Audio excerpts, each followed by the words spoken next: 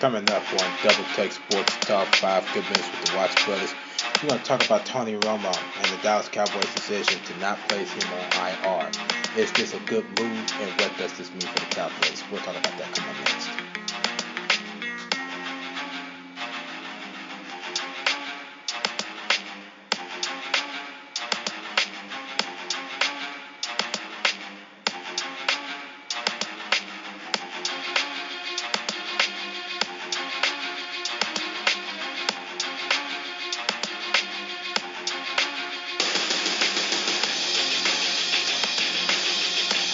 5 good minutes with the Watts brothers. Double Take Sports Talk. It's a good day in this studio, ladies and gentlemen. Welcome. I'm Darren. On the other side of me, Daryl Watts. Say hello to Daryl today. What up? What's going on? Right, nothing much here.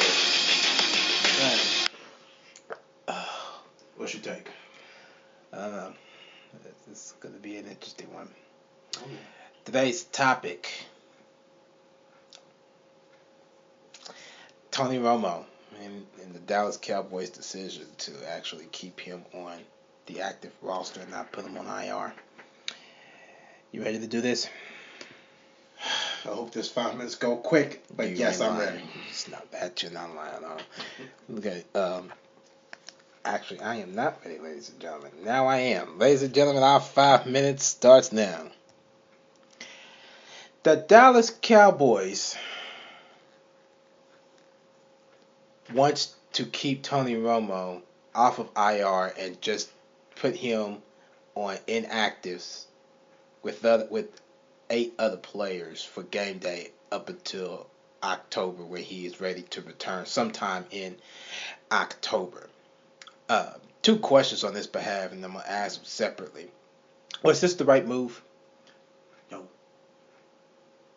I agree. No. They should have just put him on IR, signed somebody else, and been done with it. But I think they done enough of that.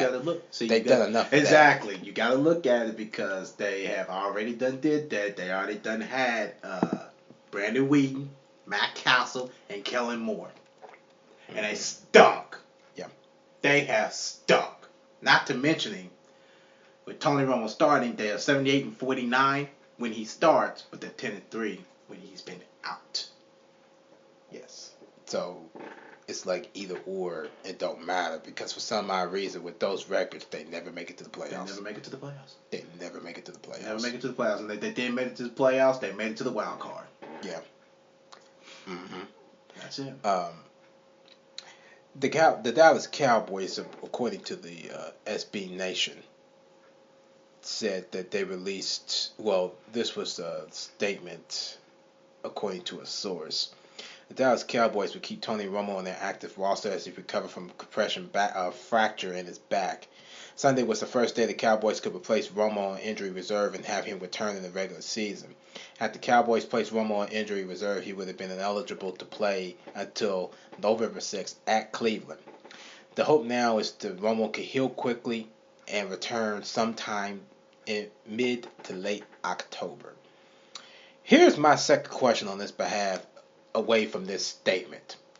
Bill Parcells, the former coach of the Dallas Cowboys, said that I would not count Tony Romo out. Now, you know my answer to this question. Mm-hmm. What is your answer to this question? Do you agree with that? I sure do. Count this dude out. Mm-hmm. Your body's talking to you, mm-hmm. but yet and still you don't want to listen. Bill Parcells want to kill him. Go ahead, kill him. Yeah, help yourself. Yeah, help yourself. And that's the major. And we talked about this before.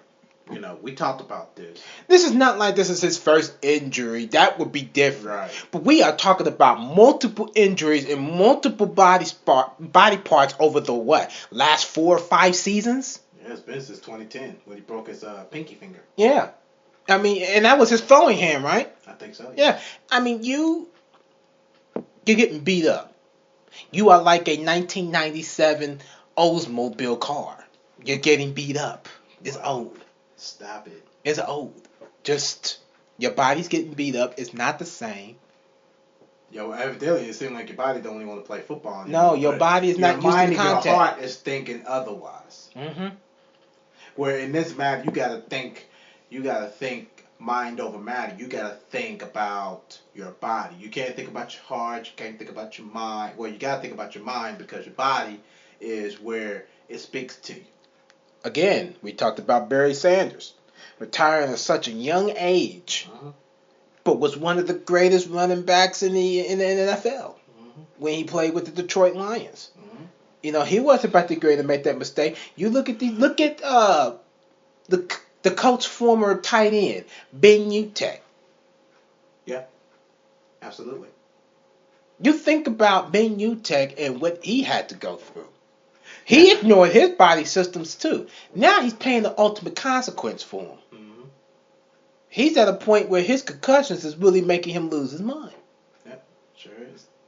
Now, I know a lot of people is thinking about this, and a lot of people will ask this. What would you think would be the difference between Tony Romo and Paul George when he broke his leg? That was his first time breaking his leg, and Paul George is a lot younger than Tony Romo that I know of. Yes. That I know of. Now, I could be wrong. I believe Tony Romo, let me see when he was born to make sure I got this right. He's 36 years old. Paul George is in his, early 20s? Big difference. That's a big difference, yo. Big difference. Big this man was born on April 21st, 1980. That Romo? Yes, Tony Romo. He's 6'2", 230 pounds. And his, what'd you say he was? He was 6 what? He's 6'2", 230. That 6'2", 230 body is telling him, I'm quitting. Yeah, and I'm done. You can't. It's not looking at you to say, "Oh, I'm a quitter." It's just that your body just is not prone to contact football. Not anymore, no. Never was. When was his first year in football? 2007, I believe it was. Oh yeah, and he started hurting himself in 2010. Let me make sure I got that right. Prone. While we wrap up this show, I'm gonna double check my facts. Ladies and gentlemen, thank you for listening. That's 5 Good Minutes with the Watch Brothers. All right, you can check us out on the social media side and listen to more of our podcasts. You follow us on Twitter at DTST2414. Like us on Facebook, Double Take Sports Talks page at the Watch Brothers.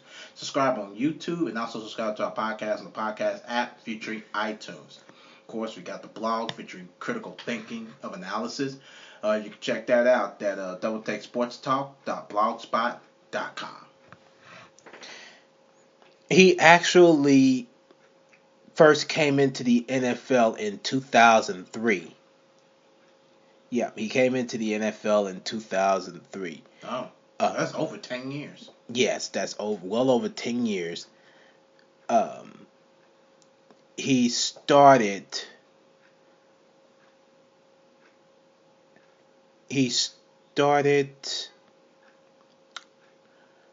backed up Drew Bledsoe in 2006 when he was playing for the Cowboys. Okay. And that's when that playoff mishap came.